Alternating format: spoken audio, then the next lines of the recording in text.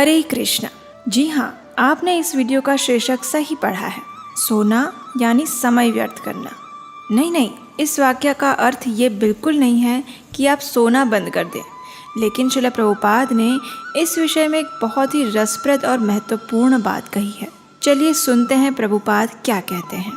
श्रील प्रभुपाद प्रायः निद्रा के विषय में चर्चा करते थे। वे अपने शिष्यों को अधिक निद्रा लेने से होने वाले नुकसान के विषय में भी बताते, और ये बात है 12 सितंबर 1972 की। स्थान है टेक्सास में स्थित इस्कॉन डल्लास।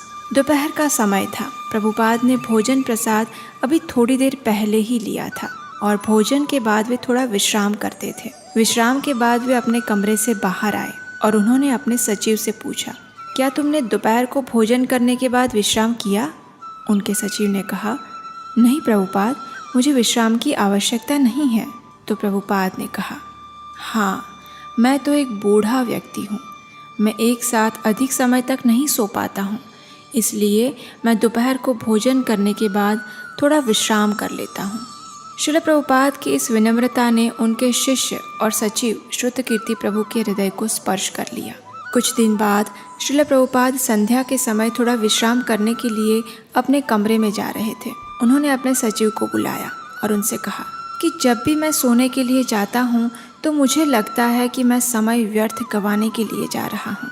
अब देखिए, अगर आप प्रभुपाद के इन शब्दों के ऊपर थोड़ा शांत मन से चिंतन करेंगे तो समझ पाएंगे कि उनके इन शब्दों में सफलता की कुंजी छिपी हुई है। जी हाँ, क्यों नहीं। वर्तमान समय में हम टाइम मैनेजमेंट के ऊपर कार्यशालाएं लगाते हैं, लेकिन प्रभुपाद ने टाइम मैनेजमेंट के सारे सूत्रों को इन कुछ ही शब्दों में समेट कर दे दिया। प्रभुपाद समय के इतने पाबंद थे कि समय का एक क्षण भी गंवाना उन्हें पसंद नहीं था। वे अपने जीवन के प्रत्येक क्षण को कृष्ण की सेवा में उपयोग करना चाहते थे, अपने गुरु महाराज के आदेशों को पूरा करने में लगाना चाहते थे। और यही अर्थ था जब प्रभुपाद कहते कि उन्हें लगता है कि जब वे विश्राम करने जाते हैं तो समय व्यर्थ करने जा रहे हैं।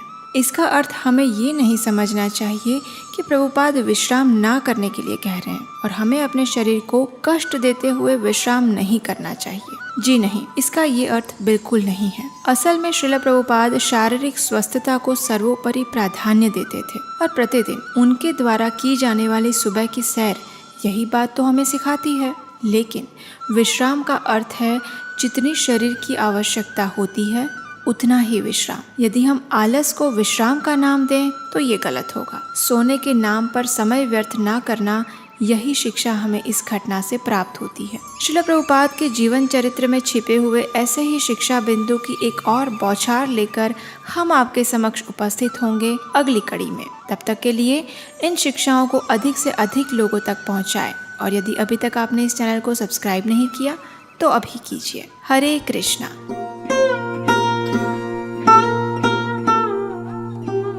Tava kripa hale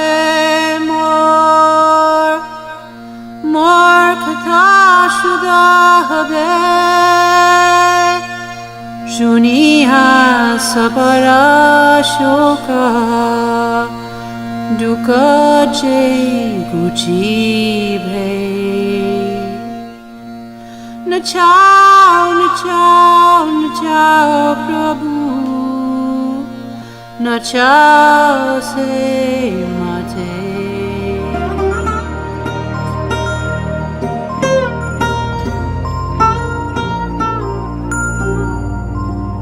Bhakti Vedantanam